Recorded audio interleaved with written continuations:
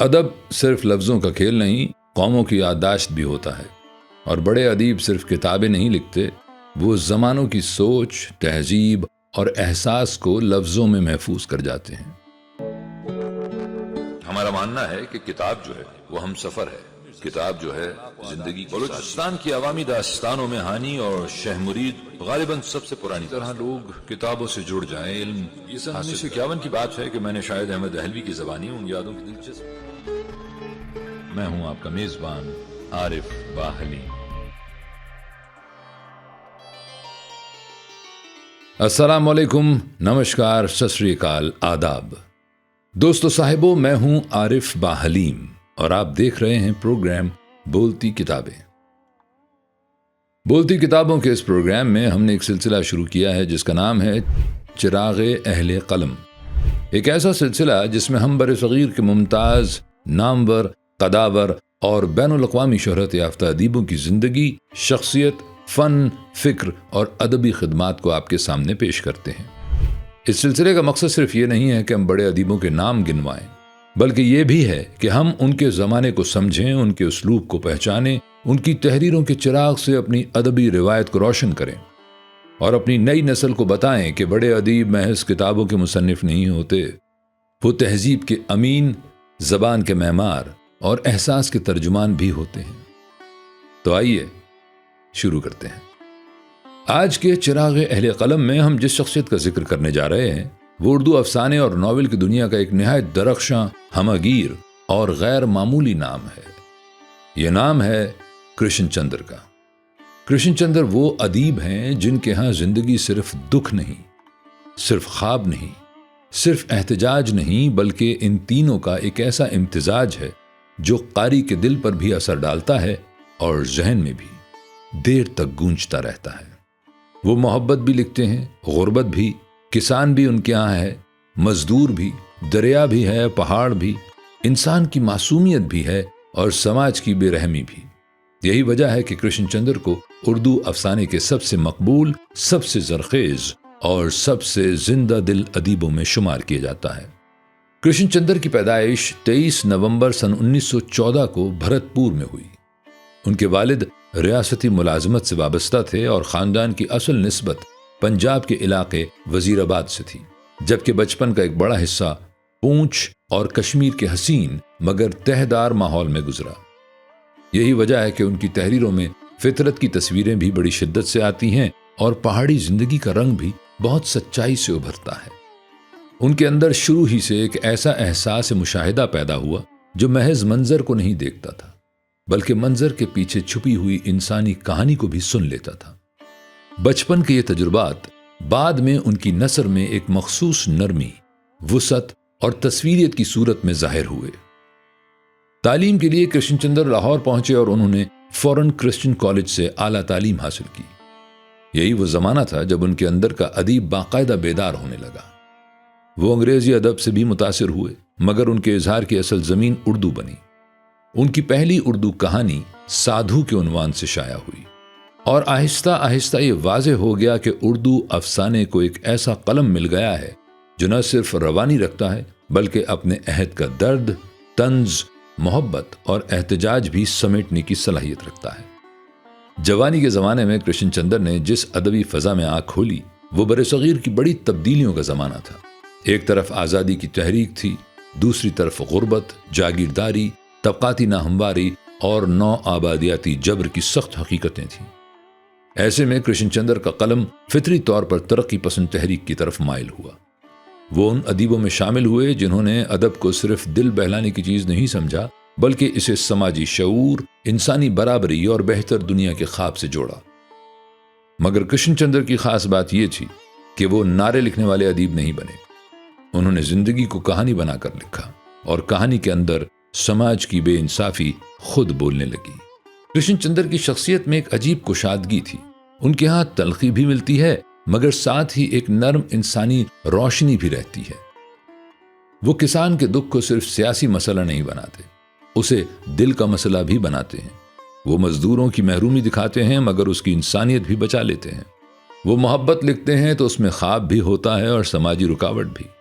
وہ طنز کرتے ہیں تو محض ہنسانے کے لیے نہیں بلکہ چبھونے کے لیے۔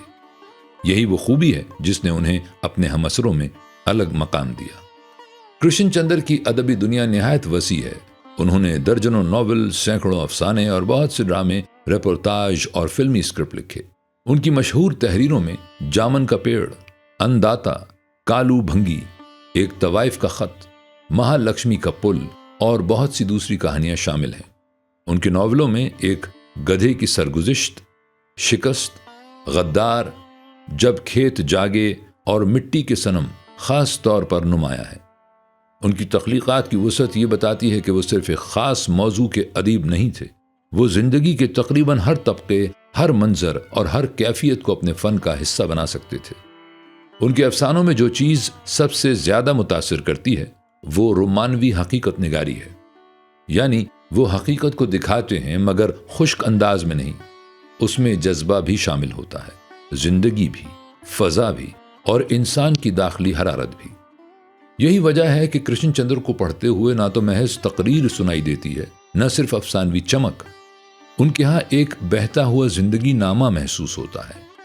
وہ ایک ایسے قصہ گو ہیں جو قاری کا ہاتھ پکڑ کر اسے کبھی گاؤں کی پگڈنڈی پر لے جاتے ہیں، کبھی شہر کے شور میں، کبھی عدالتوں اور دفتروں کی بے حسی میں، اور کبھی ایک ایسے داخلی کمرے میں جہاں انسان اپنی تنہائی سے نبرد آزما ہے۔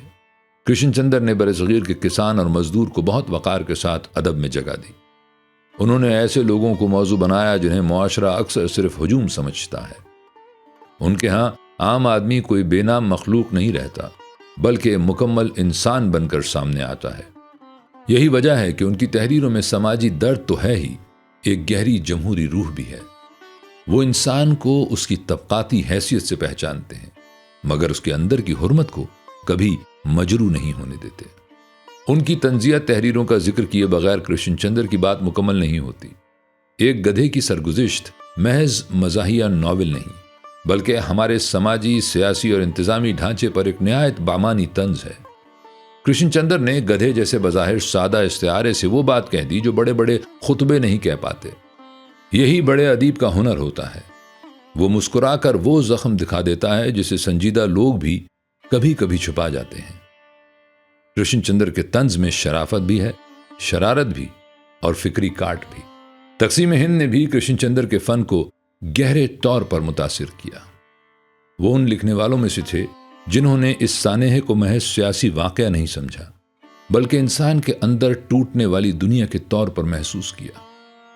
ان کے بعض ناولوں اور کہانیوں میں تقسیم کے اثرات، بے گھری، جڑ سے اکھڑ جانے کا احساس اور انسان کے اندر پیدا ہونے والی اجنبیت بڑی شدت سے سامنے آتی ہے۔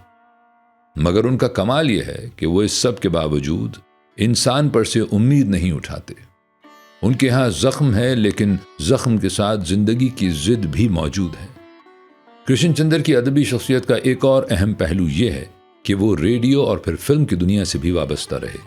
انہوں نے آل انڈیا ریڈیو میں کام کیا اور بعد میں فلمی دنیا کے لیے بھی اسکرپٹ اور کہانیاں لکھی۔ اس وجہ سے ان کی نثر میں ایک خاص طرح کی روانی، منظر آفرینی اور مکالماتی قوت پیدا ہوئی۔ وہ جانتے تھے کہ لفظ صرف پڑھا نہیں جاتا، سنا بھی جاتا ہے، اور منظر صرف دیکھا نہیں جاتا، لکھا بھی جا سکتا ہے۔ یہی وجہ ہے کہ ان کی تحریر میں تصویریت بہت ہے، اور قاری کو اکثر یوں محسوس ہوتا ہے جیسے وہ کہانی نہیں پڑھ رہا، ایک چلتی پھرتی دنیا دیکھ رہا ہے۔ کرشن چندر کی سب سے بڑی ادبی طاقت شاید یہی ہے کہ وہ زندگی سے محبت کرتے ہیں، چاہے وہ زندگی کتنی ہی زخمی کیوں نہ ہو۔ ان کے ہاں احتجاج ہے مگر نفرت نہیں، طنز ہے مگر انسان دشمنی نہیں، خواب ہے مگر زمین سے کٹا ہوا نہیں۔ وہ ایک ایسے ادیب ہیں جو قاری کو یہ احساس دلاتے ہیں کہ انسان اپنے تمام دکھوں، کمزوریوں، گناہوں اور محرومیوں کے باوجود ابھی بھی قابل محبت ہے۔ یہی چیز انہیں صرف ایک ترقی پسند ادیب نہیں، ایک بڑے انسان دوست ادیب کے درجے تک لے جاتی ہے۔ کرشن چندر کی زبان بھی ان کی بڑی پہچان ہے۔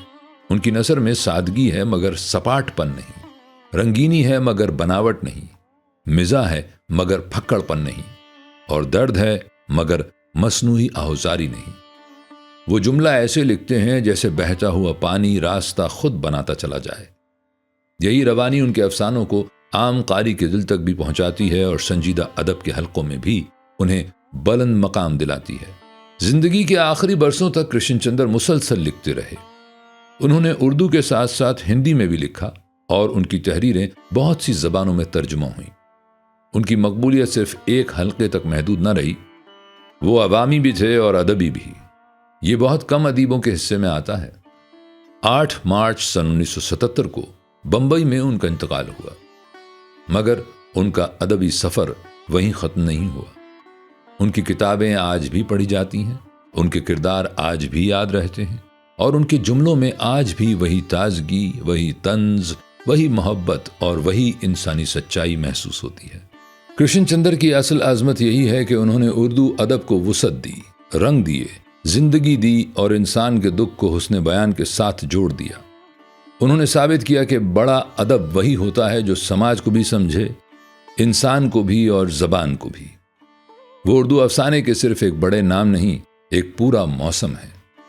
ایسا موسم جس میں بارش بھی ہے، دھوپ بھی، مٹی کی خوشبو بھی، اور دور کہیں بجتی ہوئی زندگی کی کوئی اداس مگر امید بھری آواز بھی۔